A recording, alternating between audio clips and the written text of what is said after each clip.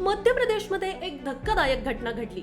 राजगडमध्ये प्रवाशांनी भरलेली बस पुलावरून खाली पडली आहे. ही बस पुलावरून खाली पडल्याने अनेक प्रवासी जखमी झाले आहेत. या घटनेत 2 प्रवाशांचा मृत्यू झाल्याची माहिती समोर आली आहे, तर 40 प्रवासी जखमी झाले आहेत. मिळालेल्या माहितीनुसार मध्य प्रदेशातील पाचोर परिसरातील सद्गुरू ढाब्याजवळ हा अपघात झाला. ही बस इंदोरहून गुनाच्या दिशेने जात असताना रात्री उशिरा हा अपघात झाला. जखमी प्रवाशांनी पोलिसांना ही माहिती दिली. हा अपघात खूपच भीषण होता. बस पुलावरून पडल्यानंतर प्रवाशांनी आरडाओरडा केला. त्यामुळे आजूबाजूच्या प्रवाशांना या घटनेची माहिती मिळाली.